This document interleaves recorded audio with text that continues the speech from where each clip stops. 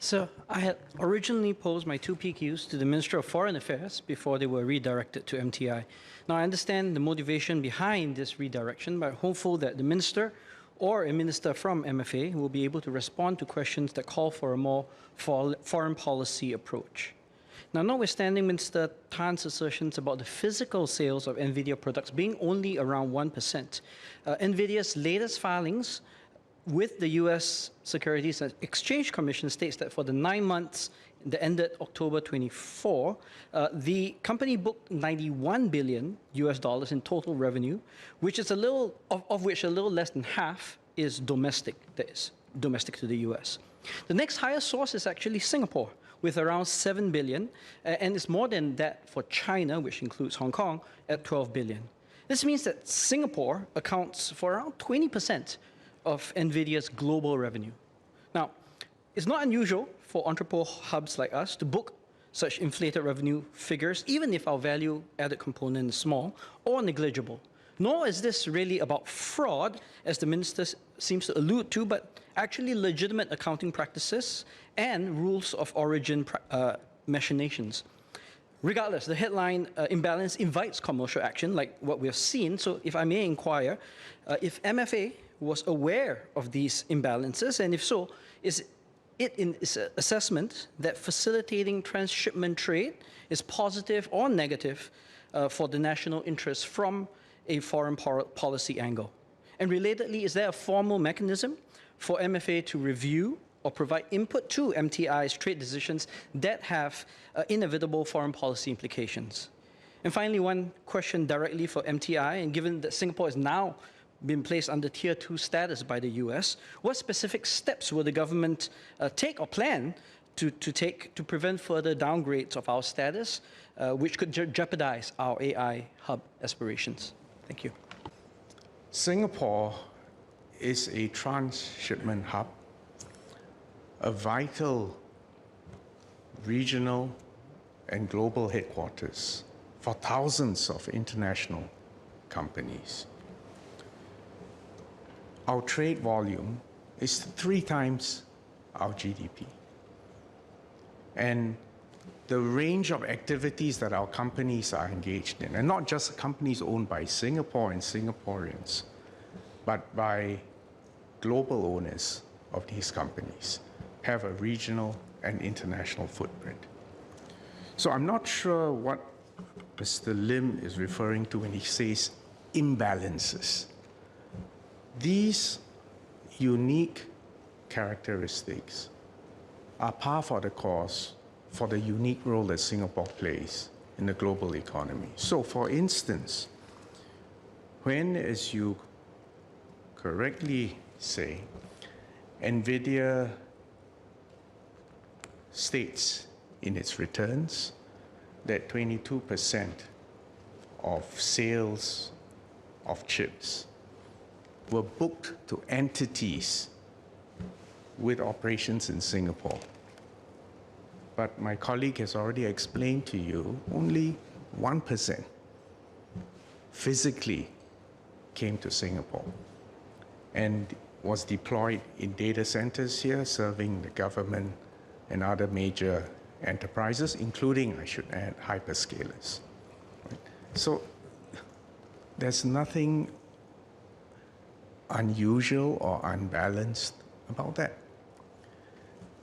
The nub of the question, really, is whether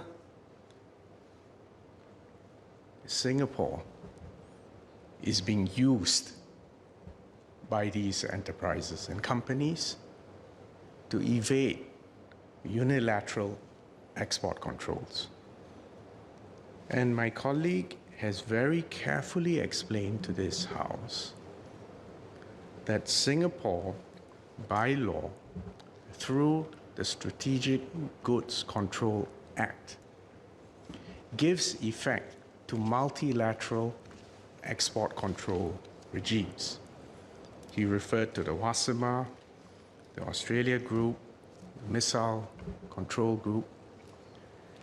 Basically, these are focused especially on weapons or weapons of mass destruction, chemical, biological threats, and other potentially significant dual-use equipment. And these have force of law, and we take our reference from the United Nations Security Council. Now, there are 200 countries in the world. It is possible for 200 countries to promulgate unilateral export measures.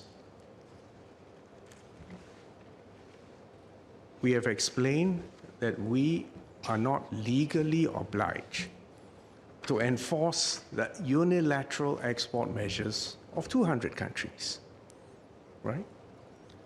But we will enforce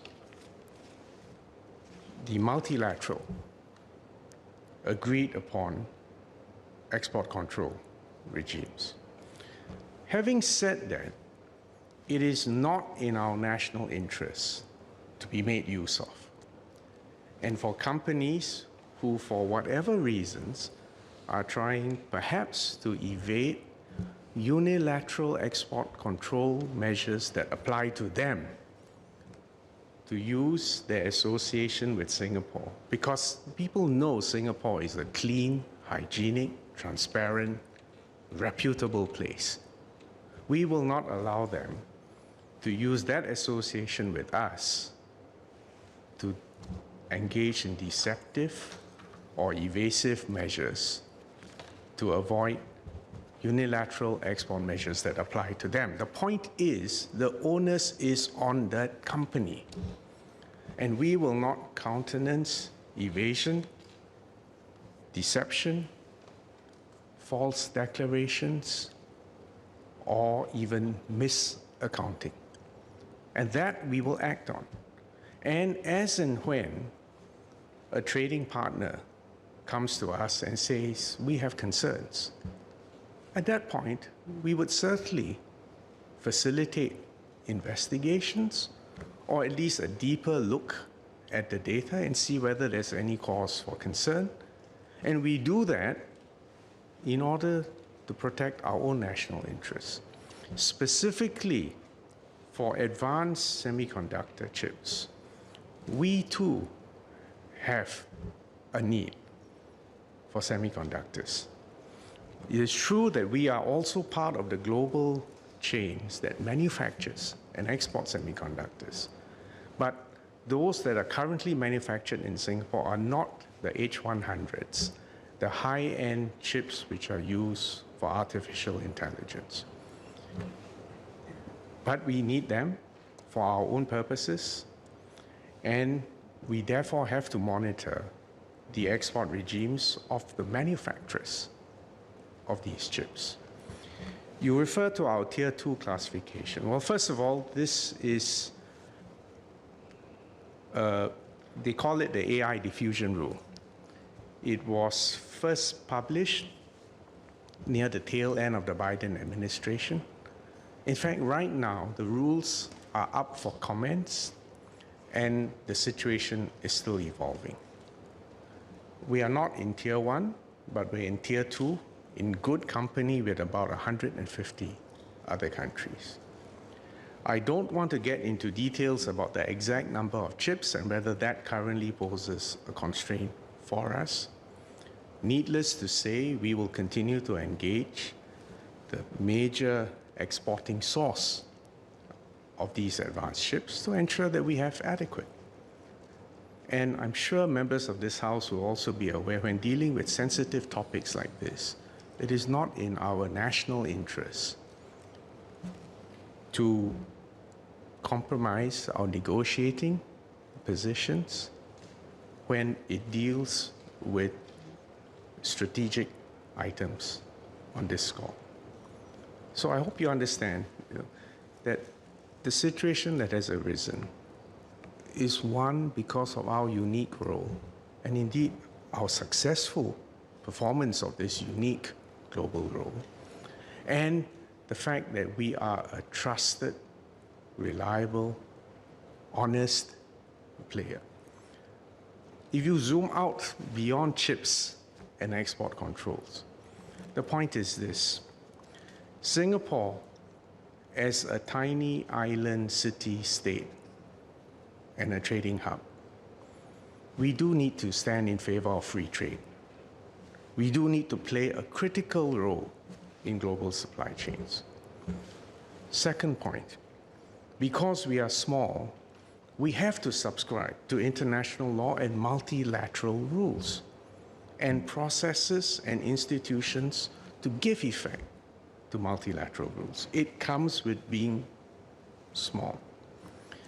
Third point, we always have to seek to be relevant to the world, to be useful to big and middle powers, but we will not be made use of, either by other powers or even by companies pursuing pecuniary interests. And my final point, in a world which is bifurcating or fracturing or polarizing and divided, it is all the more important for us to play it straight, for me to say the same thing in Beijing and Washington, and to be fair. And that's why everything that Minister Tan has said applies to all our trading partners. I think I've said enough, and I hope I have reassured you and members of this House. Minister Tan. Thank you, Speaker. I want to also address Professor Lim's point about NVIDIA's quarterly revenue, as he shared earlier on. Now, in the third quarter, I just wanted to put that into very clear perspective for the member. In the third quarter of 2024, the proportion of NVIDIA's quarterly revenue attributed to Singapore is 22%. Now, this reflects the location where NVIDIA's customers received the bill. It doesn't mean that it's shipped here. Received the bill of their purchases from NVIDIA. So it's independent from the physical location that NVIDIA and its customers deliver the goods to. Let me share broadly with members of the House. It is common practice for global entities to centralize the billing for procured goods and services in their hubs. But this is separate from where the products are shipped to.